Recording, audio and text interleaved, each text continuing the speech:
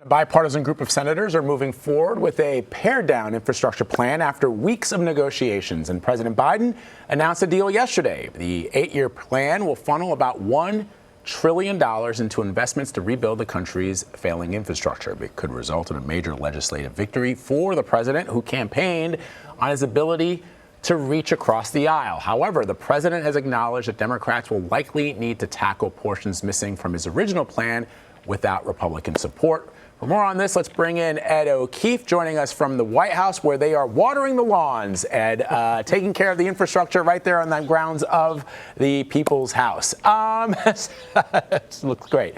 So let me ask you, Grace Seegers, who's one of our Washington, D.C.-based reporters who covers Capitol Hill, tweeted something that was really interesting yesterday. She said that, this photo op of the President of the United States, President Biden, standing before a group of bipartisan senators, bipartisan lawmakers, is something he's always dreamed about. I'm paraphrasing her tweet here, but this is something that Biden has long dreamed about, and now he finally has the opportunity to present himself as this sort of guy who's able to reach across the aisle. That was his pitch to the American people when he was running for president, that he could do it. And yesterday, seemingly, he was able to accomplish some modicum of success. But the president also said neither side got everything they wanted in this deal. So walk us through it. Yeah, well, good morning from just in front of the taxpayer-funded sprinkler system. And Grace has a good point there. The trick, however, will be getting this bill to pass. Otherwise, it's going to be Joe Biden's worst nightmare. And, he kept pointing out over the course of these announcements that he did right out here and then inside the House that, I know the House and the Senate. I know how this works. We know how to cut these kinds of deals. That is true.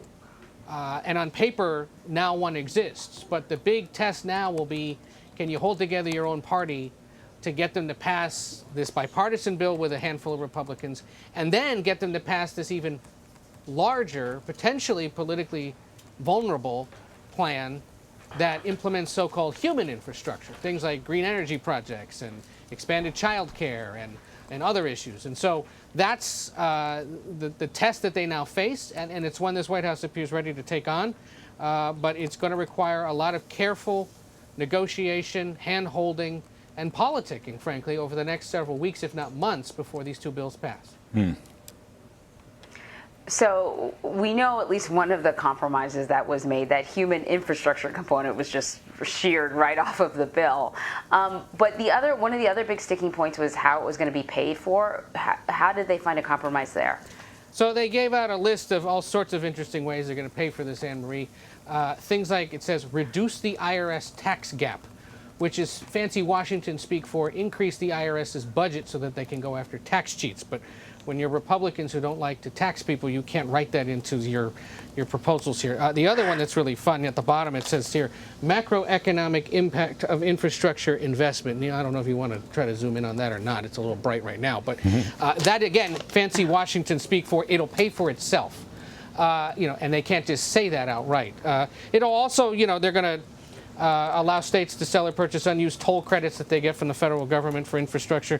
They're going to sell some oil out of the Strategic Petroleum Reserve. They're going to redirect some of the money that hasn't been spent from the COVID relief that was passed last year, the handful of bills there. So is that going to ultimately be enough? Is that going to do it? I mean, they claim it will. But remember, there are plenty of Democrats who say the way to pay for this is to raise corporate tax rates and then raise taxes on the wealthiest of Americans, that, tenths of a percentage point of Americans who could turn in billions of dollars in tax revenue to help pay for all this. So, but look, Republicans said, we're not going to support that. The president turned around and said, I'm not going to support increasing the gas tax, as some Republicans had suggested, because that would inadvertently raise taxes on people who make less than $400,000 a year, and he campaigned on a pledge not to do that. So, in essence, it's a no new taxes kind of proposal that's going to require a handful of new fees and this lofty academic belief that ultimately it'll just pay for itself.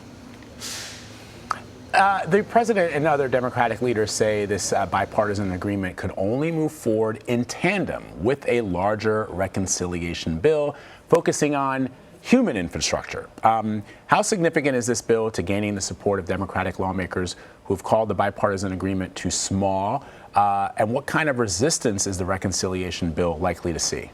Oh, those are two completely different dynamics, but they both exist. Handful of Democrats yesterday, like Richard Blumenthal of Connecticut, Kirsten Gillibrand of New York, House Speaker Nancy Pelosi said, I'm only going to support this bipartisan bill if we know that the big Democratic one, which could run into the trillions, several trillions of dollars, is also passed by the Senate first. And so you're going to have a situation in the Senate where everyone's cheering and thrilled about a modest but significant infrastructure spending plan that has at least 10 Republican votes and all Democrats on board.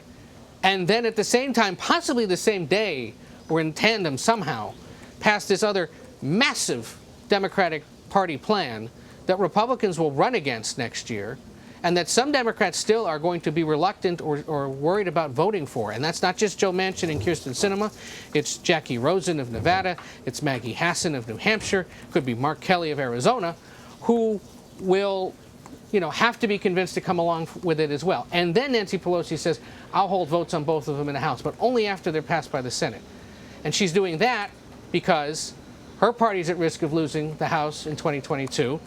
Republicans will run against that big Democratic bill, but she won't hold a vote on that big Democratic bill unless she can also hold a vote on the bipartisan one, so that her most vulnerable members can say, well, I supported bipartisan support to rebuild your roads and bridges, but we're also going to give working class families child care and deal with all these other issues related to climate change. So we'll see. President Biden is convinced that it'll happen, saying he trusts the Republican senators to help cut this deal.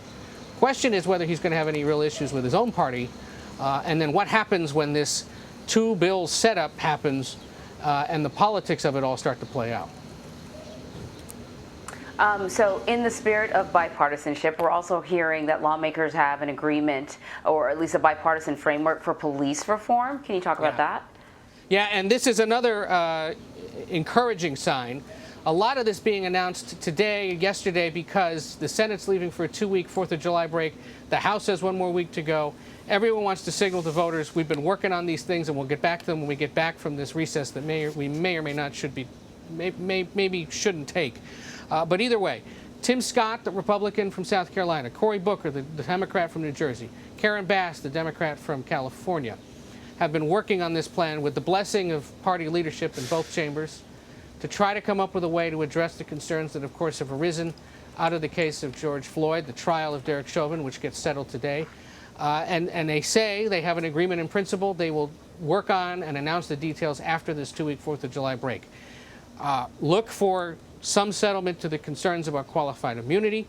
Look for perhaps some differences that would implement essentially federal bans on certain policing methods, and then possibly some other changes in funding or grants to local law enforcement across the country. And of course, this comes at a time when crime rates are spiking in some of the nation's largest cities, and when there was fresh reporting this week about the record number of police officers who are either retiring or quitting amid all the scrutiny and criticism that they've faced over the last year or so. All right, Ed O'Keefe for us at the White House.